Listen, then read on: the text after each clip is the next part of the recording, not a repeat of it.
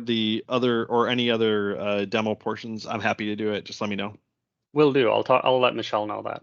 Yeah, it's super easy to walk through it again and just kind of do a compressed version, and so you can have a dedicated for that. All right, so you are all in the security track, and I used to do a ton of stuff on that. Still do, but more on the backside of Microsoft's programs now, more than less on the front with customers. But it's still sort of my both my academic and my customer background for the last 7 years.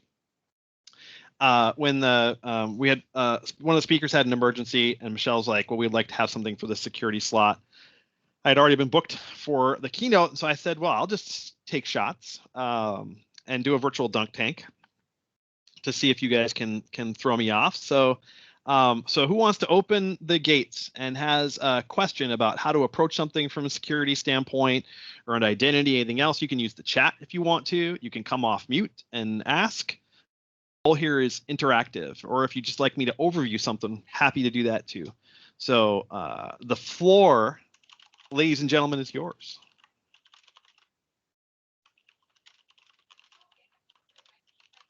All right, Doug, I'll start because why not? So we had talked about in Office Flash Friday last week about the productivity score. And yes. I would love to just dive into that a little bit. It's new. It was announced at Ignite a while back, but it's something that I think that's super interesting just to share out to everyone. Certainly. Let me, I'm going to cheat and go back to my show notes because that's where I had all my breadcrumbs for on top of it. Sometimes it's good to be a pack rat of things. And so I'm going to go ahead and grab this. See what you know those days when you have so many browsers open that you just don't even know what tab things are going to open in. All right. So this is first small show of hands. How many people know what productivity score is? Can we get a raise of hands if you know what the heck that is? All right, that's awesome. All right, now here's the second part 2 of the challenge. We got a few people. Put it back up if you have deployed it. All right, nice. Well, all right, Doug, you don't. That's cheating. So that's not as many people on top of it. So the reason I like the productivity score component is simply that we've now done an exercise in actually quantifying. And I'm gonna go ahead and see if mine's. I've been doing my stuff inside of. I've accessed another environment too. So this is a live shot. So let me move this around a little bit, and I'll see if my tenancy that I have been doing the demos in today has it. So let's try and do that. This. Because I don't know what portions I've activated in this. This is just like my, yeah, okay. So I'd have to, all right, so if you were to come into productivity score, you would have to go ahead and enable it on top of it. It says allow up to 24 hours until insights are available. So I'm going to try another in private session and see if I have an environment that actually does have it running. And I'm going to do that while I'm talking to it on top of it. So yes, Brian, I'm sure it is low. So the it's most definitely. This is I just set up a raw developer tenant, the Doug Code environment you're seeing me work in, because I wanted it to be something you all could replicate for my demo this morning. I want to make sure I wasn't cheating in any way, shape, or form. But essentially, the goal behind productivity score is to look at both productivity and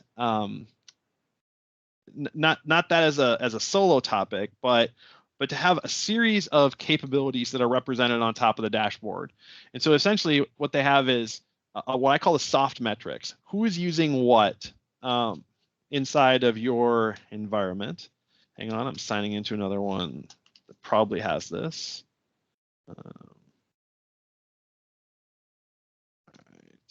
simply cannot log in, multi-factor authenticate, and present at the same time. It's too much for my poor brain to do. All right, I'm gonna go ahead and hop over to here and see if my user has access to it in this environment.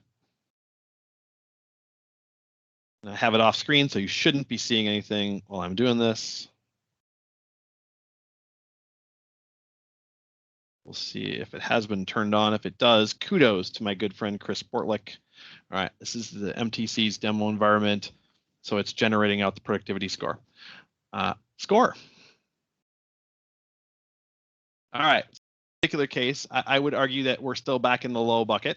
We've got productivity score open, and you can see we've got communications, meetings, content, collaboration on top of it, as well as mobility, and then technology experiences around endpoint analytics, network, and 365 score apps. So productivity score has a collection of people experiences, those so-called soft metrics, like how are people collaborating and communicating, how is content collaboration and meeting. Now, this is a demonstration environment, so is what it is for on top of it.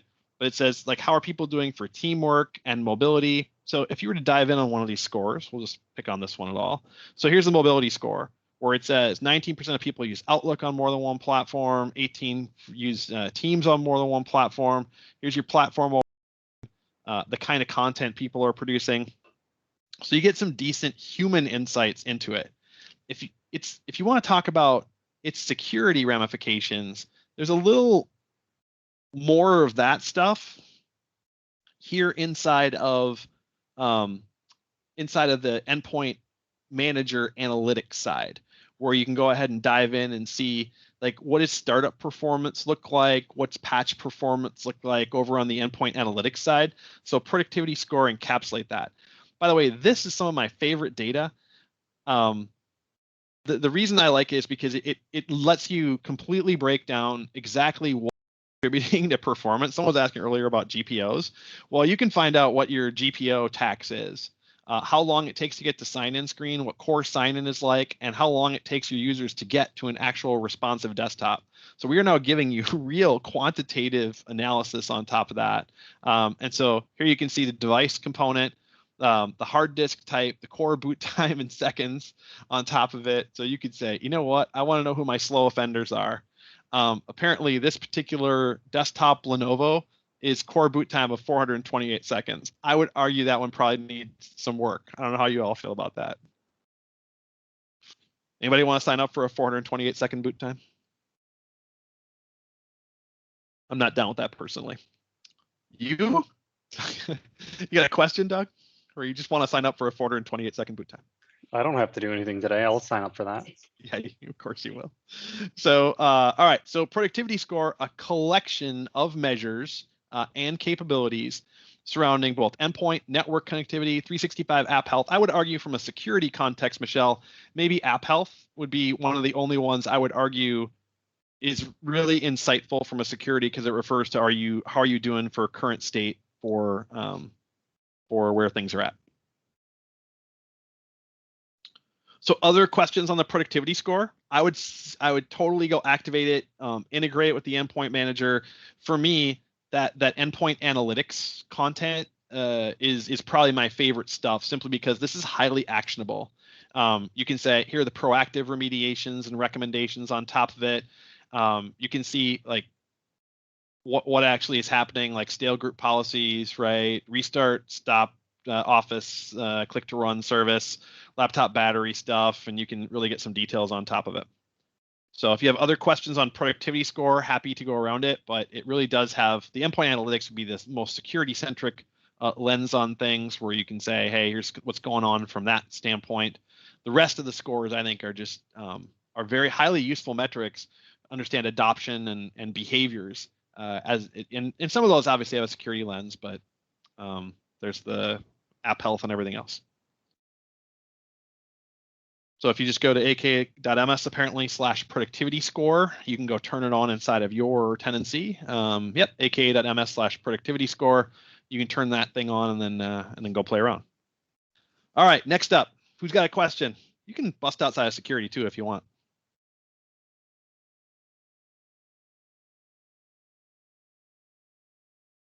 Can't all be that quiet. Never been that quiet in a user group meeting. There we go.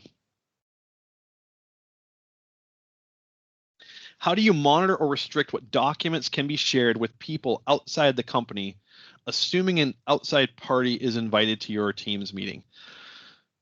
There's a bunch of ways to do that. And first, I would say it starts with first, how are you going to decide to allow I guess I have to. Can you willing to come off mute so we can talk about this one, and then we can whiteboard it if we want to, and kind of talk through it. So if you're in a place you can. If not, just let me know in the chat. Okay, I'm unmuted. Awesome. So first thing you can do is how tightly are you controlling whether or not you let guests come in? Is that something you're just going to let anybody invite guests to their team, so we have to worry about it more adaptively, or is there a process governing Teams access for guests? I don't know the answer to that. That'd be your first admin. control I would say you could look at, is that some of my customers have a lot of the enterprises we partner with have put controls to say not just every team can have guests. You have to go through. One of my customers has a learning management check where you have to like take a training class. Oh, Carrie, you know the answer? I do know the answer. Can you hear me? Yeah. Oh, okay, good. I'm sorry. I thought maybe you could. Yeah, so it's currently off. We don't allow guest access, but we're working on getting a process around that. So we will have a process and governance around it. So. Oh, awesome. Okay. So stage one is, all right, so we shouldn't just let anyone do it. There should be restrictions around it. Yeah. And it should match some sensitivity labeling. We have a rule inside of Microsoft that's actually pretty cool, where let's say I try to add external people, but it's currently labeled confidential. It'll automatically deactivate it and tell you there's a mismatch there. So it just turns off external access again. So you have to go apply a sensitivity label to the information that matches the kind of sharing you're trying to do. So that's part one. Part two is you can instrument on the document libraries if you want to. You can use the Azure Information Protection and the rights management templates and apply those to the content. So even within the context of sharing, rights management and permissions will apply absolutely. The last part is you can enforce access through the DLP rules to prevent egress of information. But if you let someone into a team and they had access to the document and you wanted to control what they did with it, Azure Information Protection / rights management is really the only authoritative control you have if you're going to allow external access in that manner. And I don't know that we have rights management turned on for this. Do we, Carrie? That I don't know. Matt may, though. I know he's on the call, but I'm not sure if he's available. We'd have to check. Yeah, so normally what you would do, where you would go configure the policies on top of it, and I'll just be a professional apologist for a minute. They keep moving around the click paths to get to some of these things. So sometimes I know there are great user studies on top of it, but I admit to be a creature of habit.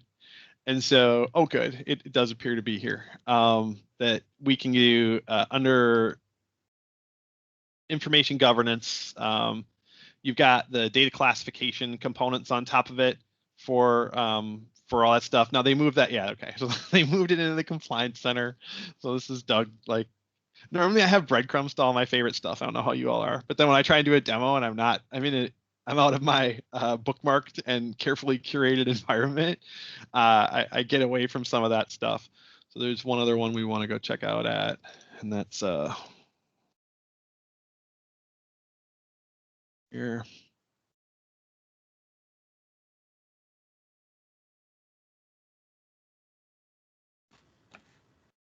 No, I do not want free Azure recommendations for security. Although if you've ever run those and you have people who don't know what they're doing, it's interesting to see the outcomes of that. It's highly actionable insight, but not for us today. Okay, so this would be where you come in and configure the information protection components of things. Then you can activate the unified labeling capabilities across. So for me, it's a combination of Azure Information Protection plus the security settings around classification from the compliance manager. It says, how are we doing for protection and the rest of it. So what do we want to allow to happen where and from when? I find the best thing you can do in order to do it is to express your policy as a workflow, to say, I want this to happen under these circumstances. And if it's a fairly objective flow on a whiteboard, odds are you can automate it. If it's subjective, because are you guys law? I don't know organization. Are you professional services? Oh, CHR. Oh, okay, that's right. Oh, sorry, okay. But I was looking at I got too many windows open. So no, I would think for that one you should put the intelligent guest wrapper in front of it for guest authorization, and then decide based on sensitivity whether you should apply DLP. And for you guys, most certainly you're going to be using the Azure Information Protection and applying automated labeling and mandatory, like this place is sensitive, therefore it gets sensitivity of X, therefore these controls are applied and these DLP rules can be applied. But start at the outer gate and then keep managing in based on the sensitivity of the information is the high level guidance. Awesome. Good news is you get actual telemetry off this thing right now. These are preview. They've been in preview for a while for it. But you actually get pretty good telemetry now over, and I don't know if anybody else remembers when you didn't get any of this. So you can say, here's the kind of stuff of information types people are doing, and then you can kind of get a little more actionable about how you want to respond and go. So your discoverability around classification and protection based on logging and everything has never been higher from an information protection standpoint. I'm still waiting for dynamic lookup of like, if you had a series of medical records or something else, do a data dip to come back, exact data match, what they call it, for classification rules to release. It's been in preview, like private preview, they announced it, but that's the one thing that's missing from this portfolio right now. Otherwise, most other business workflows you can address through this data workflow policies and the normal both security and compliance components. So Doug, on that topic, when you say you apply the sensitivity labels to like the team, I guess. Yes, sir. How is that done through the policy? Do you push that to a specific team site, or how do you make the labels available? Remember, it's still the SharePoint stuff under the cover. Right. Okay. So you have to. So when somebody goes to make a team and you go to classify it as something, yes. How are those made available to that so screen, they are, so to speak? The labels are automated, integrated. So they're the same data labeling if you've unified it, which almost everyone does, right? But you have to make a policy is what I'm saying.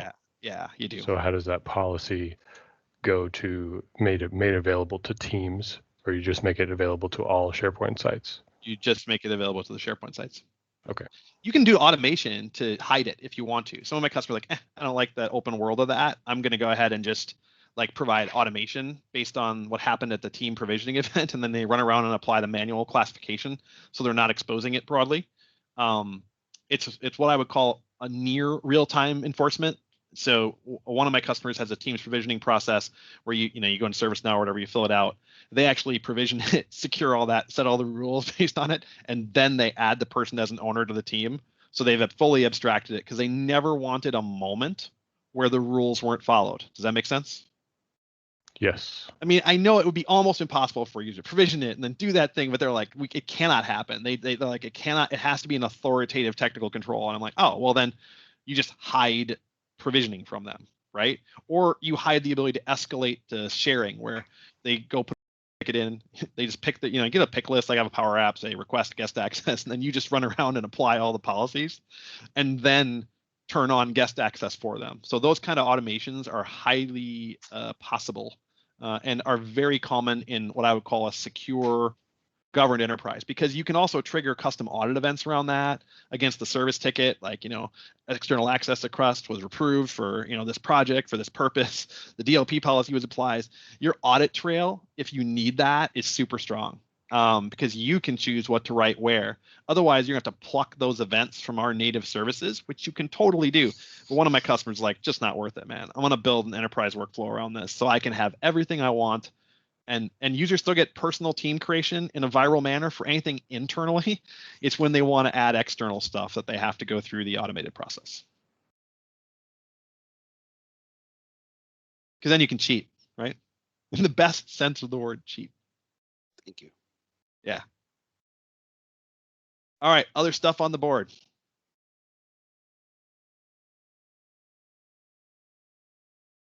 Is everyone already using MFA? Otherwise, I always have MFA questions. Can I talk about teams and information barriers? I like that one. Yes. Well, so is there a specific just like the general overview? Like, what do you? General overview would be fine. Sure. I've only heard much about it from actual documentation that I've been reading, not necessarily like Well, shall we? people talking about it. So Yeah. All right. I haven't played with it since it was PowerShell admin only. Apparently, there's a UI now. So, I told you it was like Stump Doug, and we do things together. Let's see. Where did we end up? Now, here's the thing. I just got to be my professional apologist for where we put the stupid admin console. Doug, do you remember where that landed? Other Doug? Multiple Dougs? Which admin console? The information barriers. I do Where not. did that land? Is that only in all right, now first, unless I was saying, David, your minute, right? Is it in Yes, in I the am. tenant? Is it in the Gov tenants? I believe it is. So I don't have think it direct. is. I don't have direct access to the tenant. I work for an organization where we're trying to figure out how we can secure our data Okay. specifically because Minute is such a large organization across the state, Yeah, you are. and we all have different governmental or auditory requirements and things like that. Yeah, I know. You have an extremely tough job, and everybody tries to like pretend like it's super simple when you have that many agencies with that many different security policies and everything. Like, your shared services organization to what essentially is a holding company with very different security policies, right? So it's a tough gig, man. I have a lot of empathy for where it's at. Okay, so here's information barriers exact overview on top of it, right? Which essentially says, and this is the one where I built out for research, where you got an investment banker and financial, and you can't have these two talk to each other, right? Where they both need to talk to HR. So this is the purpose. In law, they used to be called ethical walls on top of it. And so it says, hey, information are managed in the M365 Compliance Center. All right, score. So we just got one of our questions answered, right? So yeah, they moved it over to that compliance area. Yeah, that's where I was like, where did that go? Because last time I did it, it was PowerShell. And this is better than that.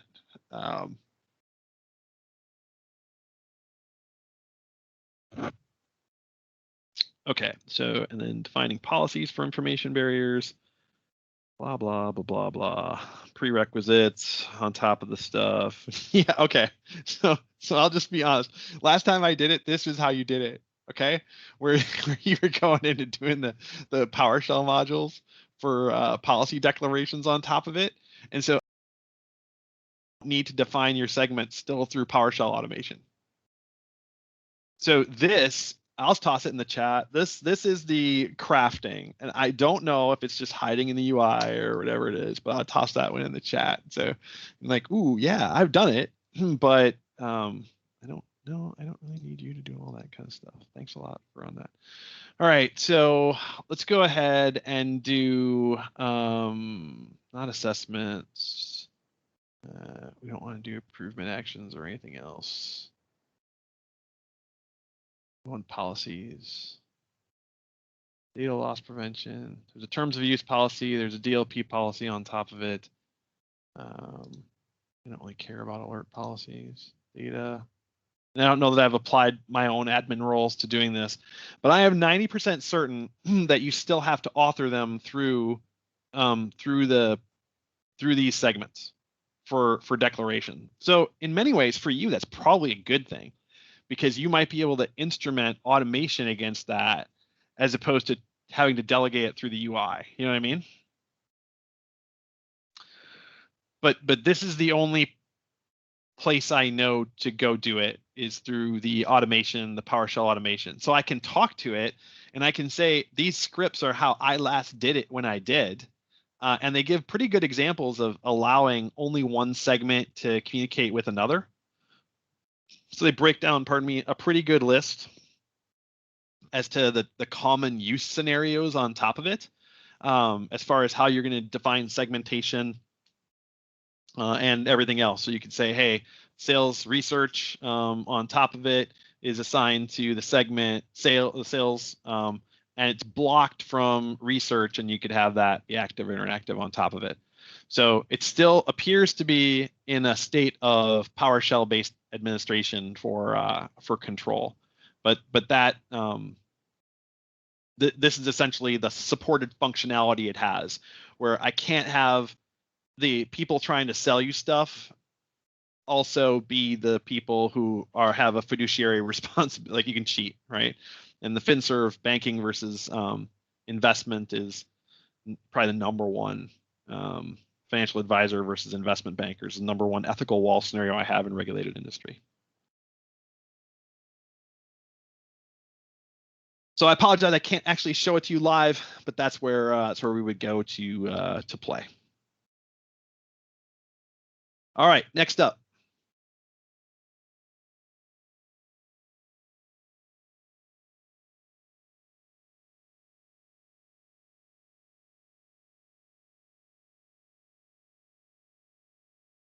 Doug, would you like to? Yeah, I can always come back with more MFA questions, why there are so many MFA options out there still.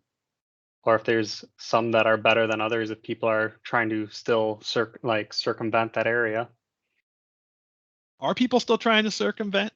I don't know. That area? All right. Just curious. Who is? This is I don't mean this negatively. Is there anybody who wants to raise their hand and say they're not using MFA in their organization? So you're just letting people do username and password. Awesome. That was what I hoped for. That's pretty awesome. That is actually good. So that's a wonderful thing. Now, how many of you still have legacy authentication protocols turned on? How many of you don't know if you have legacy protocols still enabled in your enterprise? There we go. Okay, so if you wanted to, you can start blocking those, right? On top of it. Now, I do recommend you check the audit logs for that. So we should probably nerd a little on audit logs in order to understand and be able to see where you're going. So we're going to come around here to Azure Active Directory side of the MTC environment, and I may have to go over to mine in order to do this, but we're going to go ahead and do sign-ins. Last 24 hours.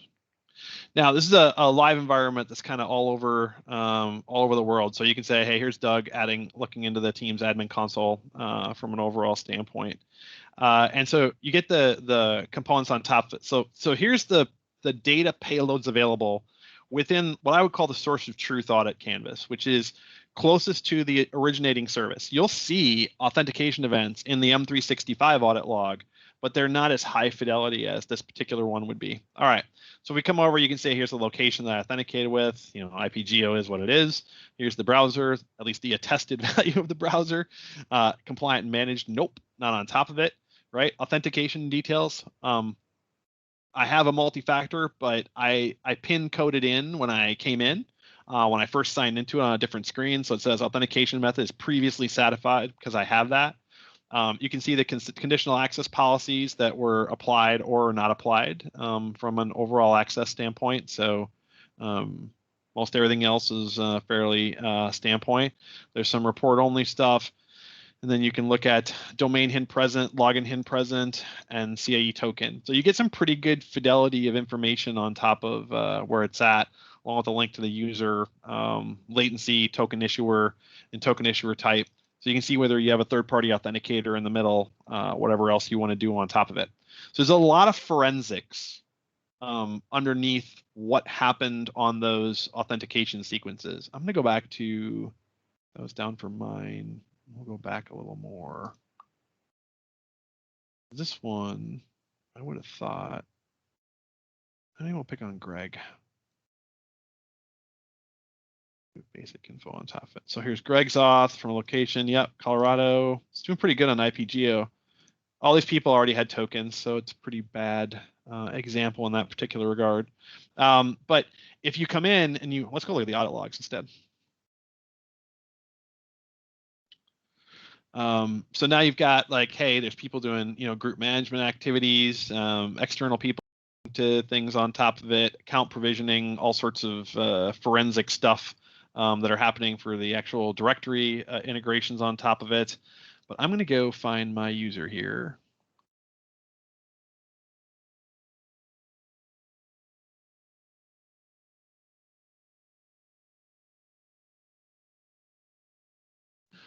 Okay, so so if we go ahead and look in for sign-ins, here's all the individual ones for the Azure Office 365 UX Suite, which is probably the most current one. And this should have been my source authentication requirement, single factor, right? On top of it, obviously location, device info stuff on top of it. And here we go. So this is my password authentication, primary authentication requirement, no conditional access rules processed against, and we have on top of it. Now, if you look at our conditional access rules, see how we have Exchange Online limited access for these individual ones, and we have Exchange Online active sync policy for field engineer. So this would be a good example of a multi-factor authentication policy. I don't know if I've escalated. I should be able to look at it, where we're targeting one of the legacy authentication protocols. We're saying, look, if you're in one of these users and you're using Exchange Online, then the client app for Exchange Active Sync clients has a grant control requiring approved client app, and then you could say which are the apps that are executed from a overall standpoint. So this would be an example of only allowing a legacy authentication protocol, ActiveSync, to be executed on a trusted device. So if you don't know if people are using those authentication protocols, pardon me, you can go check within the audit log, because we only have certain scenarios in this demo tenant where it has, but you can go look and see from your audit log export, and hopefully you're tossing into a SIM or something else. You can go see your legacy protocol authentications on top of it. You can also limit this in the Exchange admin console as well. There's controls over legacy active sync and those things in there, but essentially you're talking about what I would call a direct credential authentication. So it's not a modern controllable authentication in the current context. So the only thing you can do is do that. Now, the challenge you run into is if you have those kind of things turned on, you're more subject to a password spray attack, right? From an authentication standpoint. So the reason I was trying to go in the audit log, see if anything, like one of the field engineer uses something, had it turned on. I don't have any in there, but if you did go in, you can use the audit logs to find out if those legacy authentication methods are happening, which I think is super interesting and useful. And then maybe you can lock them down in order to get rid of those. So if you don't know, use your audit logs to find out. And if you're unsure, you could put in an audit only one to say this is, inspect only. Say I want to instrument control over these legacy authentication protocols. Because if you remember the ones that were under the authentications, we'll drill in back to here, where we had the report only. So you could go ahead and say, hey, I only want to know about these. So you can use the report only to generate some forensic data around legacy authentication protocols if you'd like to as well. And I'm a huge fan of understanding what's happening before you bring the hammer, because you can really disrupt some critical business processes if you're not careful. Even if they are unsecure business processes, they might be super important ones. All right. One area I haven't figured out yet after researching, difference between MFI enabled forced. Seems that some users come in differently. Are you talking about in the audit log? Yep, Sheldon Wolf here, and then I'll mute myself. Yeah. It's just when I look at active users, MFA, you just look at the status. You get some, not very many that are disabled, but some will automatically come in as, okay, someone else has a question. Yeah, I was just curious, should an admin, if you have a bad user that's not doing what it's supposed to, do you manually go in there and say just enabled or enforced? Maybe that's a better way to ask that question. Okay, so I'm going to try and deconfuse something, hopefully. Let's go to, yeah, all right. So here's the new user authentication methods. We don't want to do that. And Yeah, I'm a bad example for this one. So let me go over to here. See if Greg's better.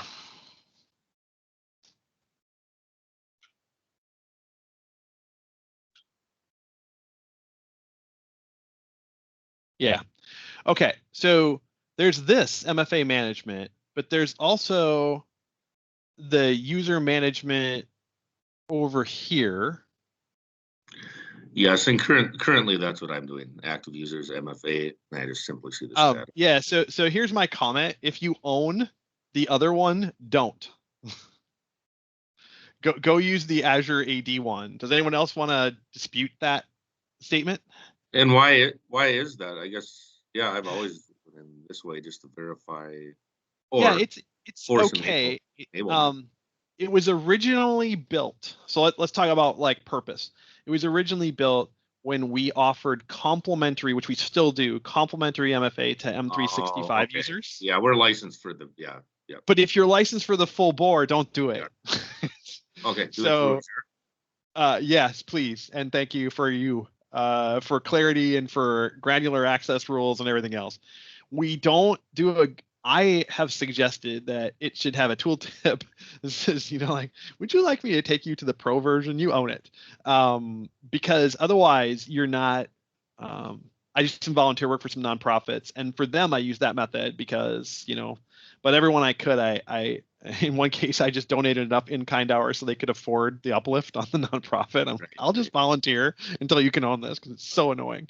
Because I wanted them to just have free reign if they were registered, their device. Right. And I wanted them to be able to reset MFA if people left or do anything else. Okay. So yeah, I would say the reason is legacy and varied licensing is why, but I would step up to the pro. Okay. Yep. We're on the premium licensing. Yeah, then just use the other one. I do apologize for the confusion of admin consoles. I just keep apologizing today for that, but that's true. Okay. And Connor, through the Azure AD portal and and then go to the authentication methods there. That's the better way, because this will have a more seamless audit log for you, even though it'll generate, and you'll be able to then troubleshoot it through that same thing. You'll see it, but it's just cleaner over here, in my opinion. So and then if you click on users, do you see what's a quick way to just verify if someone's enabled or disabled? Yeah, so if you can see this one right here, how this user is set for, they have multiple registrations, phone number, and then they have the usable authentication methods on top of it. And there's even, I think, and Connor, by the way, I called it out a little, or I thought I talked about it, but I'm not a huge fan of doing it over an exchange. And I know that's just because I'm trying to consolidate authentication in one place, because really when you think about it, by the time you're getting to exchange, so we were talking about still the authentication logs over in here. Cool. So yes, this is where I would do it over here. I'll let you I'll let you get on to other people. Thanks, Sheldon. Yep. All right, Greg, any suggestions for organizations that have been using LATS for our support team, a break glass account?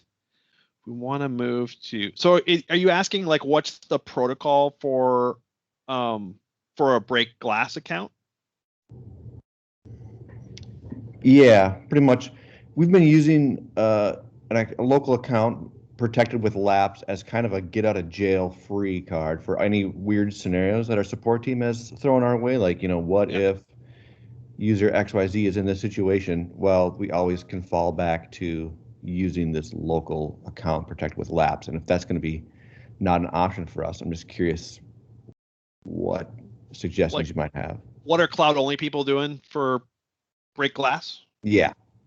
So normally there is a custodian, HR, senior leader, and you have one internal to the team and one external, that owns a break glass account with a super long password and a red siren audit policy for from authentication events against the account. So you actually have an authoritative alert on bad authentications against the account, because if someone's trying to do a brute force against it, and you have a process to have those custodians change it within N days. So so they have to be the custodian. They have to rotate and honor that, but it has to be direct auth credentials or with a rule will be accessible when in the event of a crisis, right? So you got to be careful about locking yourself out of your backdoor account. Does that make any sense? So Yeah, one of my that would customers apply for also that account would exist on like laptops and things like that. No, so normally it's cloud only for administration, but it could grant itself permissions if you're cloud integrated for cloud management. So you could add that account to the. Now, so I was thinking more about break the glass for cloud access. Are you talking about break the glass for workstation access? Yes. So then your only real option is to have a authoritative security group with that break glass account in it and a process to get access to it. Because you think about cloud only, you can have these are the accounts enforced into the local administrator. So you're essentially having that break glass account cloud authorized for doing it. But that machine can't get cloud command and control. You're out of luck unless you can get it rehooked if that authentication user isn't there. So it's not a perfect scenario. No, that makes sense. Caching rules. That's kind of the path I was thinking down anyway. Yeah, you're spot on. And if you're like, hey, there's these two gaps, you're 100% correct. There are. Because if you don't have any ability to connect it and that account isn't down there yet, so to speak, right? It's going to need to get the key material from the cloud. So in the event of like an inaccessible network scenario where you don't have any command and control on top of it, it's going to either have to be the machine's wiped and returned to good, or you use a third-party component. So when will Azure have labs do it? I don't know. Come on, I asked the product team that yesterday and didn't get anything either. What is it? Yeah. I don't know. That's the real answer is that service should exist, right? Until then, the techniques we talked about are the best that we have.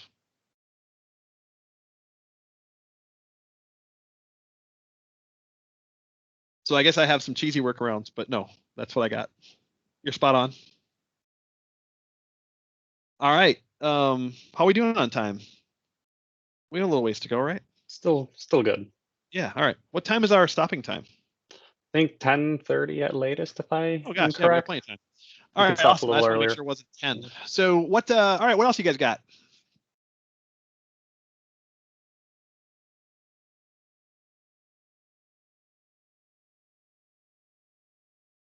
Silence from the I've got one.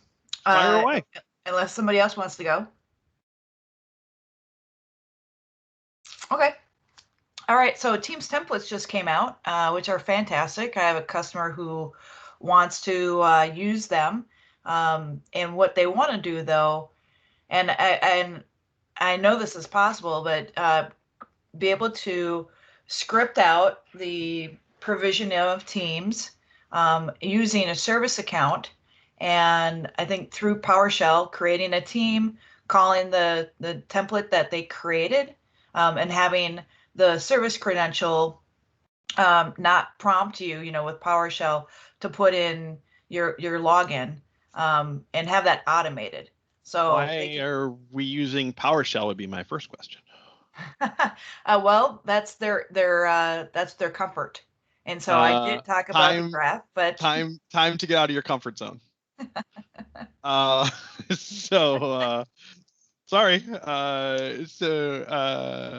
Yeah, no, that's the wrong. Yeah, thank you.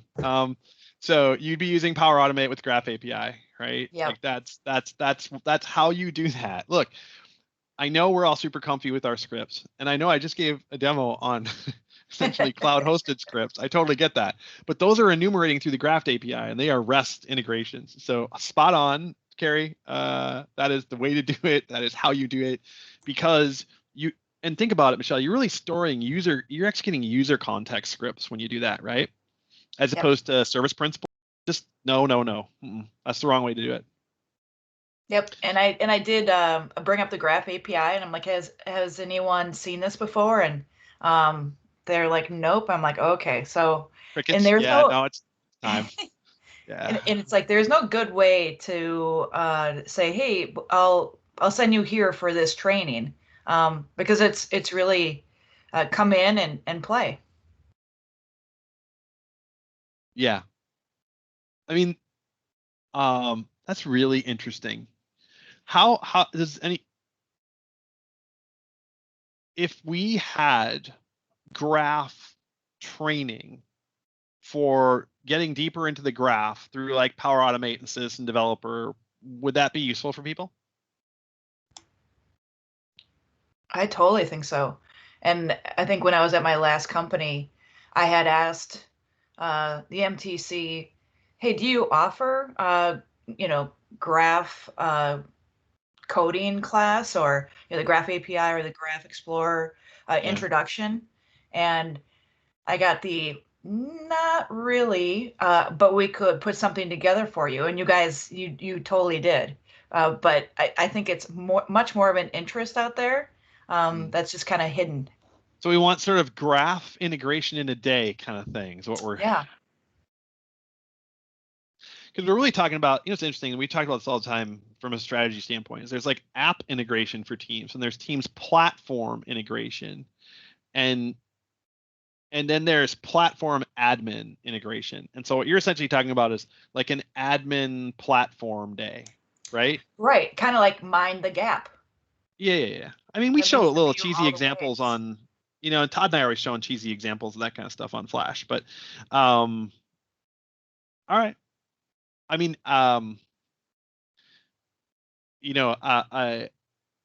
will commit to asking developer education. Awesome. Because I have a cadence with them. So that's an interesting one, because they're really focused more on the ISV side of the Teams platform, right? Or the business process side of the Teams platform. But this is a different lens on it. It's like, how do I really automate and attend and manage those? How do I use that platform for administration function as opposed to productivity and collaboration functions? Oh, absolutely. I even think of all the administrative things that you can do in Power Automate now, and in even Power BI. All those, I don't mean to say content packs, but you know what I mean. The apps in Power BI that are administrative things, and just knowing all that stuff would be fantastic to have a great delivery on where can you do all the administrative monitoring or developing within M365. Yes. Okay. Because obviously, for what we're looking for API, I've used it before. As a matter of fact, by the way, if you are provisioning, I don't know if anyone saw it on the show, but there's we have the group team creation on top of it. They released there's the group creation API within the graph, but there's also the teams creation API. And you really, really, really want to use the team one instead of the group one where you have create team. And there are several reasons for this. Number one is that the service level agreement on create group. Does anyone know what the SLA is? No. Take a guess as to what the create group SLA is, for how long it takes guaranteed for that group to be created. 24 hours? 48, Michelle. Okay. 48 hours. It's 2 days. Oh, boy. All right. Now, is it come back almost always quicker than that? Oh, yeah. It comes back almost real time in my personal experience. However, it does not have an SLA that guarantees that. The create team does have a near real time SLA. So the teams that published it, they're like, this group is a lazy API. This one is a real time API. And so, yes, right?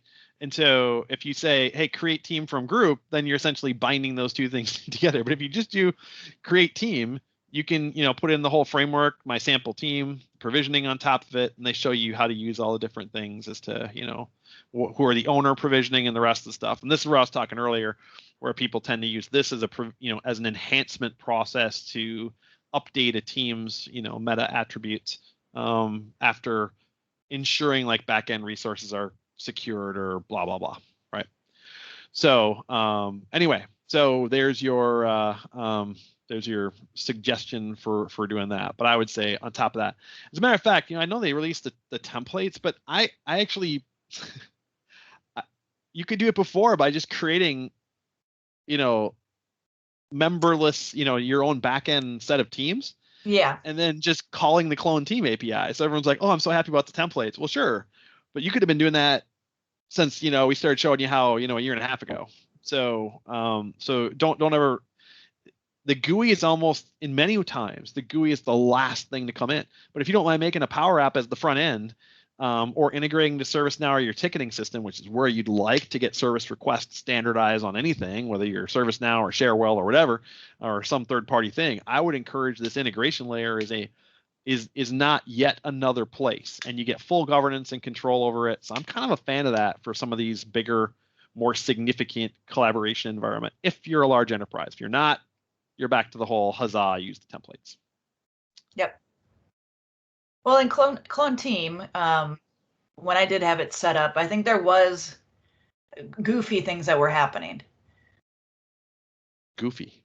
Yeah. So like if you cloned a team and then it would, if you set your tab, it would double copy the tabs. That was going on for about 6 months until they fixed that.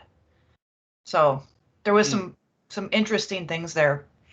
Hey, Doug, do you know of a good resource to point people to give me the full on, hey, I want to do this Teams automation, creation using the graph and Power Automate. Is that packaged up anywhere that you know of? Not that I know of. That's what I said. It's like it's everywhere. It's kind of scattered, right? Right. If you're after a curated portfolio of that, I'm not aware that it exists. Okay. I had one at one time, 2 jobs ago, but it's all changed so much, right? That would really need to be one of those like teams that would have to commit to that, because it's super easy to do a one-time thing. Keeping it current is the challenge, right?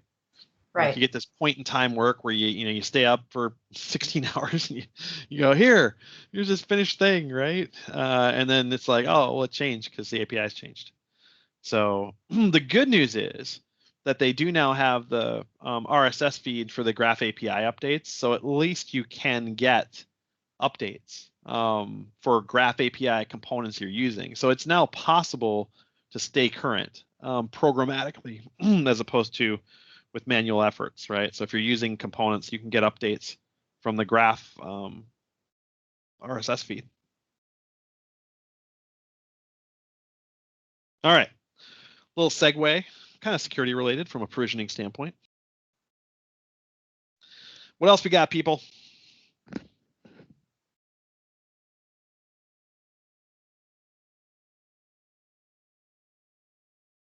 Silence from the group. I'd love to learn, like, what are the challenges out there? What are people kind of bumping up against? Okay, so I'll ask it. I don't know if this is going to be a silly question and maybe it's just super obvious, but we're struggling a little bit with doing some automated tasks. So, things like auditing or just setting policies, blah, blah, blah. In the past we would do it with scheduled tasks and whatever, but now that we are all in the cloud and we've got MFA and conditional access, we're running into some issues and would need to bypass those. So we're looking at the Azure automation. Yeah. But is that how you recommend going, or is this should we be focusing on like Power Automate, or what are your thoughts there? How are other people doing it? So there's a little split. If you're gonna put a DevOps cycle around it, I don't care as much. I would say that from a visualization and approachability standpoint, the Power Automate stuff tends to be a little more user friendly. you can kind of break it down and see what you're doing. It's got a little business workflow context to it. Like it has a little, the Azure automation stuff is a little more designed for more complicated at scale automation jobs. But again, like anything else, they're both highly capable. If you were going to put a little DevOps around the Power Platform components, then I think it's whichever one you feel more comfortable that your team's skill set is aligned to. If you weren't going to do some DevOps work around it, just for changes as code with an approval process and stuff, then I'd be a little more go over into the Azure automation because it affords that. So if you're more, as I know you are, a serious enterprise, there's this kind of first pillar of governance that I have a question about. And then once you decide, in parallel with that decision should be, what's the skills of your team? Because you can get it done on both sides, but which ones do you think afford you that level of control? I will tell you that from a cheesy standpoint, it's super easy to build your own audit, like your audit events, into the Power Automate sequence. You can certainly also do it with Azure Automation, but it's very. I have found it. Companies feel that's more approachable, where you kind of got to have a little more of a script hound in your DNA to do it over on the Azure Automation side. Now, I did find someone who was creating. They were creating Azure Logic apps, and they were calling them from the Azure Automation from an invoke standpoint. I'm like, well, why? And they're like, well, because we have this governance process around it. So I've seen people mash it up as well through event hubs and all sorts of stuff. So you can do anything, but I would say keep it simple. Is there something in Azure Automation you truly need that you can't get from it, and where your skills lie? And that would be my decision canvas for doing that. Okay, thank you. That's helpful. That will help guide us. But make sure like the DevOps story around Power Platform is pretty good, but you do have to go do it, because you still want auditability of those process flows, right? I mean, that's the danger. Mm-hmm. But I like the repeatability of either method. What I don't like is people who change stuff through the GUI. Thumbs down. Agreed. Okay, thank you. Yeah.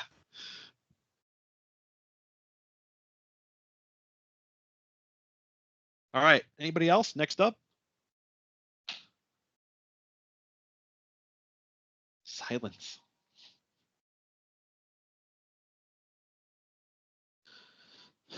Oh, I know. I'm sorry, Keith. Yep, 100%. The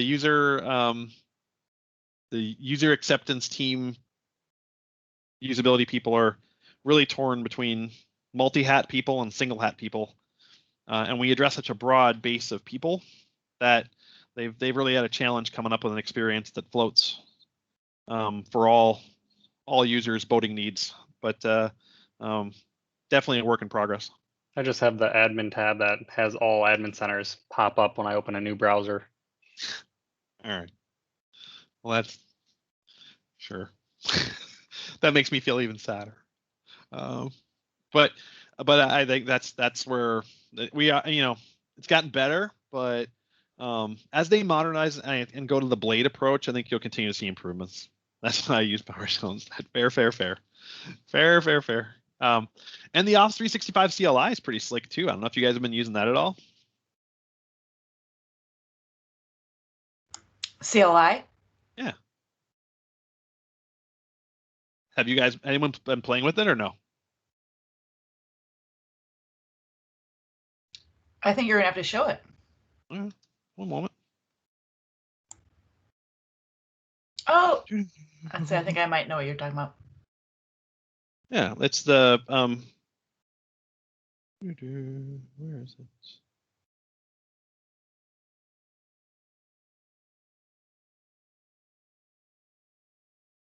Maybe a little middle ground. So this is the Office 365 CLI, which has a whole package manager install. You get it, and then you get a whole bunch of command structures that are Office 365 and automation specific.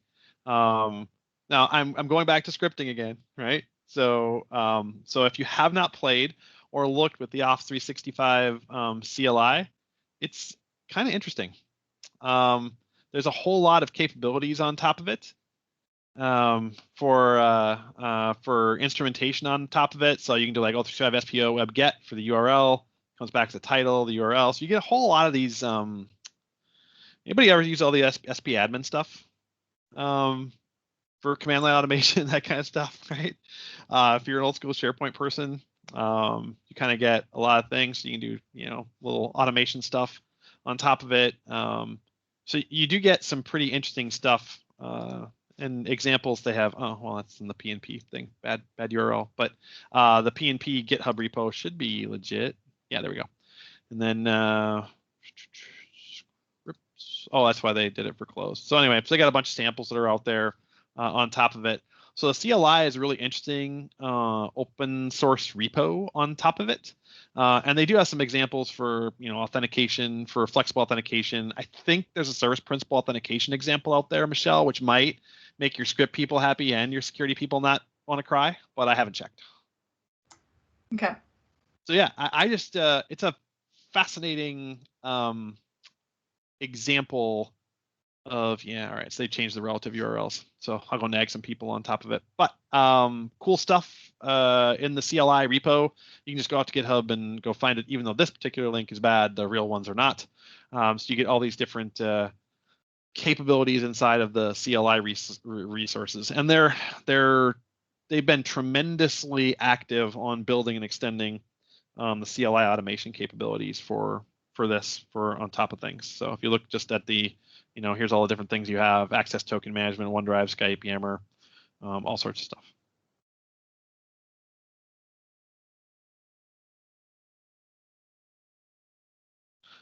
All right.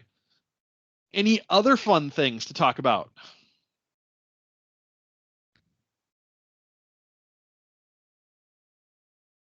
Just tired of me talking. Dave's got a question. Will the teams win? Oh, that's okay.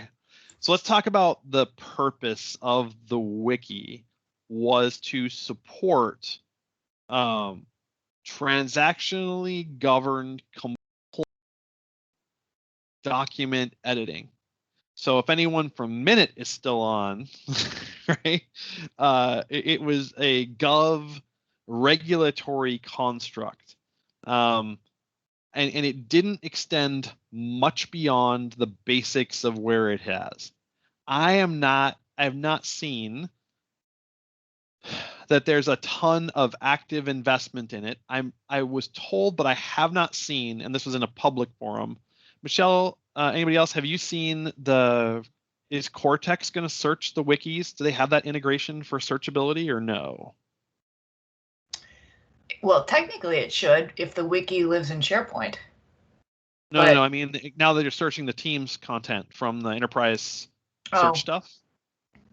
I know I have not seen that. All right, it was roadmapped, Dave, but I am not sure where it's at. So if they actually integrate it into the enterprise search, then I think that would make it more useful. But until it is, I don't disagree with your assessment that there are challenges there. And will it? I think I would need to see the search investment, and that would tell me if my fine company is getting serious or more seriouser about that.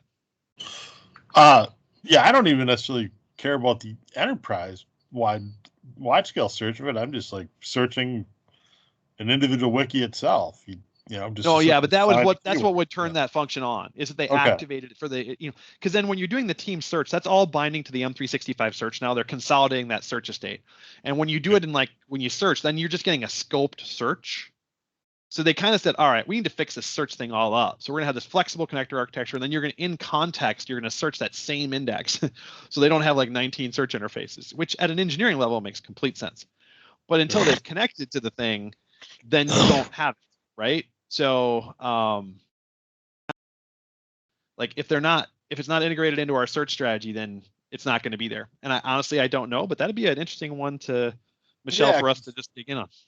Yeah, because initially we kind of went all in on it and on a couple sites, and hey, let's just store our wiki type information here. And now we get these giant pages that, effectively we got to export out or find the source MHT and drop it into Word to search and to find anything. So, all right, I'm going to while you talk amongst yourselves, I'm going to go see something. I'm going to do a little a Bing foo on see if they've announced anything on it.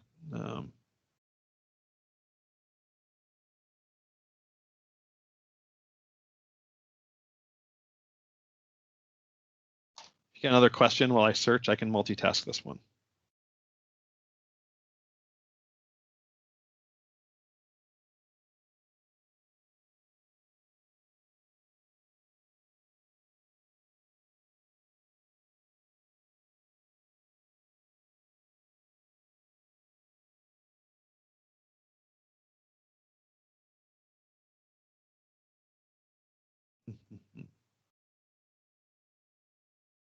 See, I can always ask more questions on enterprise mobility and endpoint manager, but I don't know if everybody here wants just that all day either.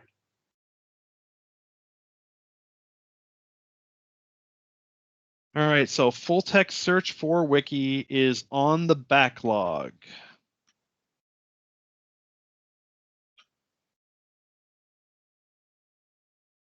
There is a Bummer. user voice item on it with 9,000 votes. So so here would be my suggestion was we upvote it. And I think it's Michelle, do you want to mind like seeing if you can ping that one, see if they have anything? We should just ask Max. Okay. No, seriously, we should. That's like kind of his gig, right? I mean, I don't know if you guys knew Max moved over. He's now a Teams program manager.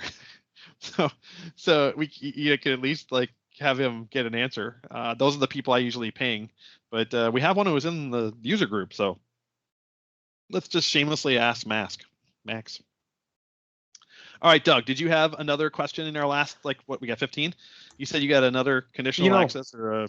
Are you aware? So this was a rumor I heard yesterday in a conference about user voice going away for certain products. So I was curious if you knew anything on the team side of that. Okay. I don't know anything about that. I can tell you that if they were to go somewhere else, they would need to replace it with an equivalent thing and preserve the data. Yes. That anything else would not be deemed popular. And that community is vocal. So yes. I if they think that there is some new amazingness, right?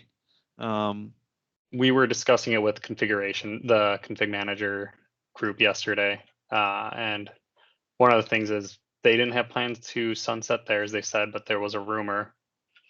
And if it were to ever go away, they lean more into the feedback buttons of the products. Well, a lot of the feedback buttons now just feed directly into user voice. Yep. Community aspect of a user voice is important. That's my personal vote. Right? Because you can all see like what are other people thinking about it. Whereas if you're just banging in your input, you don't know if you're thinking about the problem correctly, or maybe there's more nuances to it or other approaches to it. So I think the aspect of community is exceedingly important.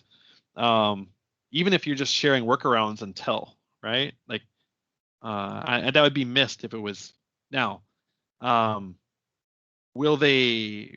Is it nice to have direct feedback from the product telemetry of what you're looking at be delivered as part of that? Yes, that's extremely useful for all the developers and everyone else. So like you're currently looking at something and you're irritated about it and you hit the button and all that context comes along for the ride, right? The user voice support for that as a direct taxonomy, I know I've heard complaints publicly from developers, period, about that.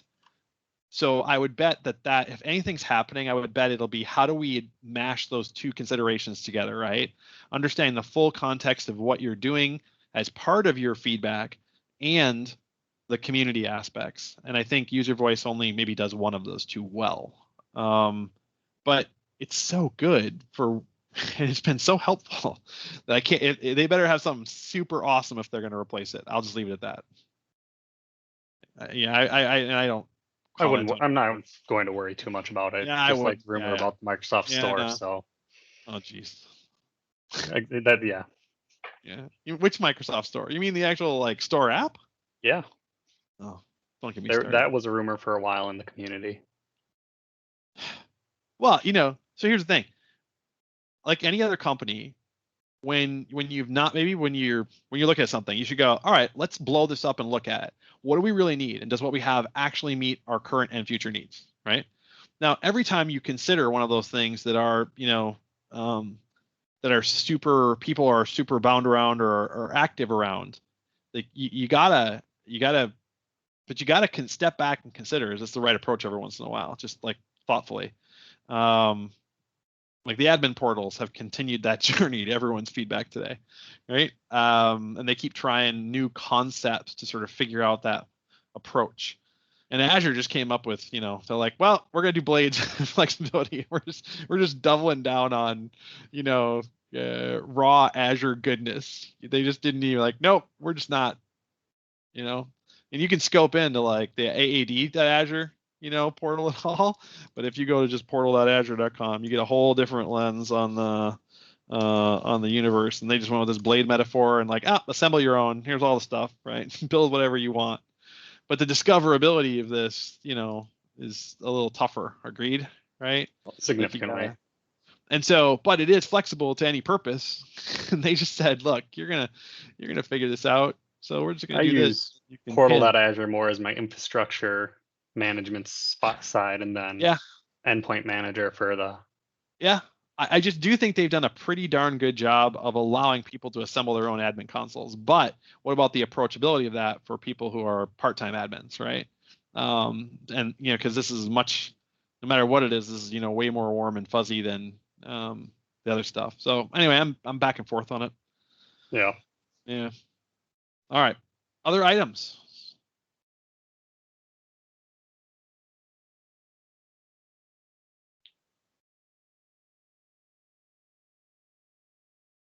Any other questions? We have about 10 minutes left. Or do we want a 10-minute break so you can all get a beverage before your next track slot and everything else?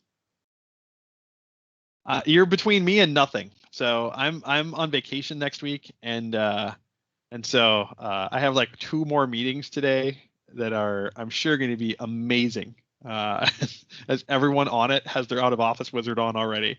So that's what's got going on for me. So I'm released from quarantine. My daughter got COVID. So I'm released from quarantine on Monday, so I can actually leave my house after 2 weeks of full isolation from the last time of her symptoms. So I'm super excited. Awesome. To be able to move in the world at all. So yeah. Before people jump off, I do want to put back up the survey and just make sure we announce a winner for the gift card in this session. Oh yeah. So I'm going to go ahead and stop the recording. All right, now the real questions can come out. I'm just kidding.